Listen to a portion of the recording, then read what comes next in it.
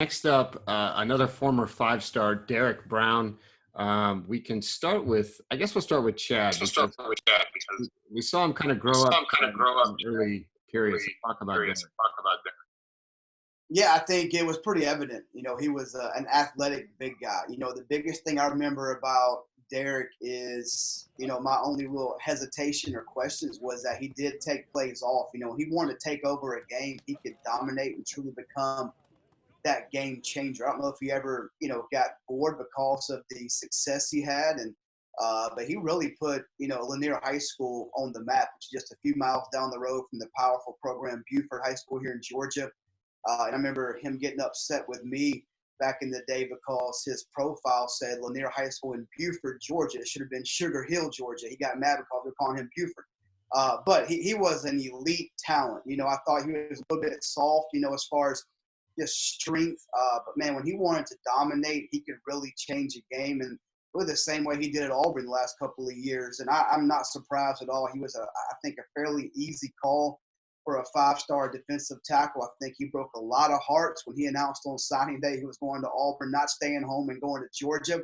He had Georgia thinking they were going to land him and went to Auburn on signing day. But a great gift for Rodney Garner and what he does as far as D-line development. But a nimble kid athletically, moved well laterally, quick off the ball, very disruptive. Wasn't just good against the run, but get penetration and rush the passer as well. So I think one of the most balanced guys. If he plays consistently with that energy level, he can be a great in the NFL too. Yeah, Mike, he kind of took off like a rocket. I mean, we saw him. I think Chad and I were probably both at the same event. We saw him in this weird like soccer stadium workout when he was like a sophomore, and then he came to the regional camp, did well, and then next thing you know, he's in at the five-star challenge. But I do remember there being a little bit of debate because sometimes he wouldn't be super impressive. Like Chad said, he'd maybe take plays off, and even at camps, he would struggle sometimes as a pass rusher. Yeah, he was a potential guy for sure. He was built the way you want him. Every once in a while, he could shoot the gap. Uh, but he also could get stoned and give up.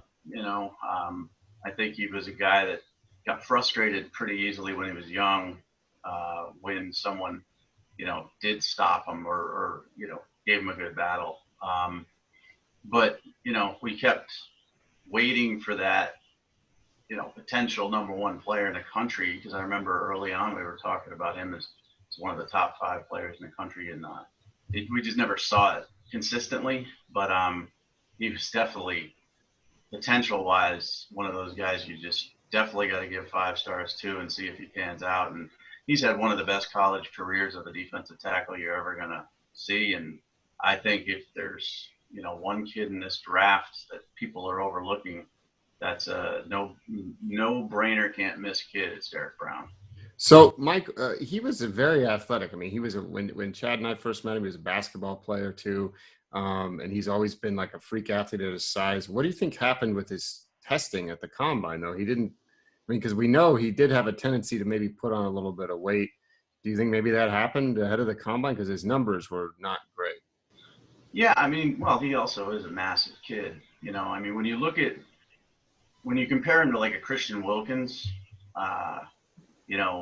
or a Dexter Lawrence, he's not as light-footed as those guys are, but he's more dominant physically than those guys are. So I think he's a good athlete who just grew into a big physical football player who could play a 4, have a 3 technique or a 0 technique at the NFL level, and just isn't going to wow you with the testing. I didn't expect him to test well, like off the charts well, but film-wise, there's just no comparison. I know Kinlaw is a great athlete at defensive tackle, but Derrick Brown is far and away the number one guy.